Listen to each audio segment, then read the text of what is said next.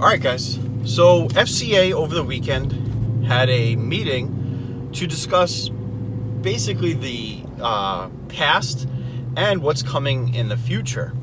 And after that meeting, a lot of articles, videos, and a lot of other sources or whatever went on to start talking about the future of Chrysler and Dodge, as though FCA is going to kill them off.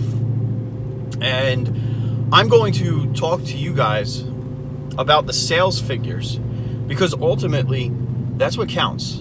So we're going to talk a little bit about the comparison in 2017 to 2018 in FCA's largest market, the United States.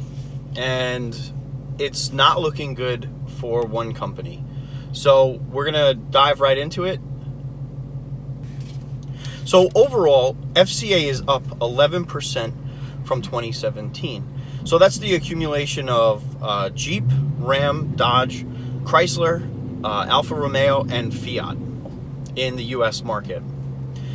The Jeep is pretty much carrying the load, though. It is up 29% in sales from last year, which is huge. So really, Jeep is kind of paving the way. And, that's kind of unexpected because of the price tags attached to it, but Jeep has so many different models, and it seems like, the crossover is becoming more and more popular, so it's understandable. Then you have Ram, and the 1500 is crushing it right now. Because they did so well last year, it's kind of affecting the numbers this year. They're only up 2%, but the sales numbers are very impressive. And then you have our beloved Dodge, okay? And, this is where a lot of people are thinking that Dodge is going to potentially get phased out or whatnot, and I call baloney on this. So the Dodge is up 4%, and we're gonna talk more in depth about Dodge and Chrysler in a minute. Chrysler is down 18% from last year, and for good reason. And it's not looking good, to be honest with you. Alfa Romeo and Fiat, we're not going to dive really into that because their U.S. market share is terrible to begin with. So they're really, they're part of the group, but the U.S. sales doesn't really affect them. So let's talk a little bit about the Charger and the Challenger. The difference in 2017 to 2018 is so minimal. There's really not much to talk about. They're pretty much identical in sales. So the Charger and Challenger are doing just fine. Now, what's affecting the percentage is basically the Dart and the Viper. Both of those two ending production has taken away sales, for Dodge.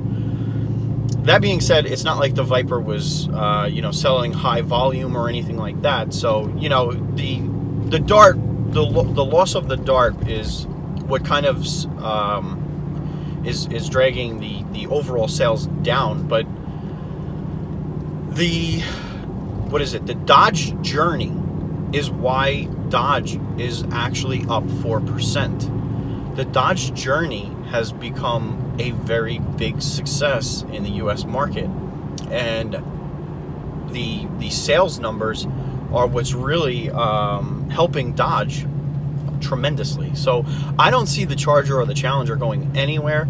As long as the sales numbers are supporting the Charger and the Challenger, you don't see a drastic decrease in sales. If they stay even or go up a little bit, the Charger and the Challengers are going to stay the same, and Dodge will continue pushing the Journey, the Caravan, as kind of ways to pad the stats and everything. So from my perspective, I think Dodge is doing just fine. There's no reason for anyone to be concerned about Dodge. There is, however, a big reason to be concerned about Chrysler. They have the 200 that was canceled, and the Town and Country. So because of the loss of those two models, it was, what is it, negative 96% on those two or something like that. So, I mean, the decreases in sales from 17 to 18 are bad. The 300 is down 11%. The Pacifica is down 5%. Now, you're talking about a company that essentially has two models, the 300 and the Pacifica. So that's not looking good, guys. The Chrysler needs to figure out something. They need to bring back a model that's going to be kind of a big hit for them. If I was them, I would try and come up with something that's going to take some market share away from imports, or maybe even your fellow American, companies like Ford or Chevy or something, because Chrysler is just not doing good. And if they continue down this course, I don't think you're gonna be seeing a Chrysler model in the future. And like I was saying before, Jeep and Ram, they're absolutely crushing it. They are really like the MVPs of the team here. So that being said, I don't see Dodge going anywhere. I really don't, and I don't think it's a cause for concern. If sales numbers were worse, if there was any kind of evidence that would show that Dodge was slowing down or whatever, I would certainly voice it. But Dodge is here, man. Dodge is hanging out, staying. And the V8 glory will continue, guys. Burnouts, gasoline, and horsepower. It's here for a while.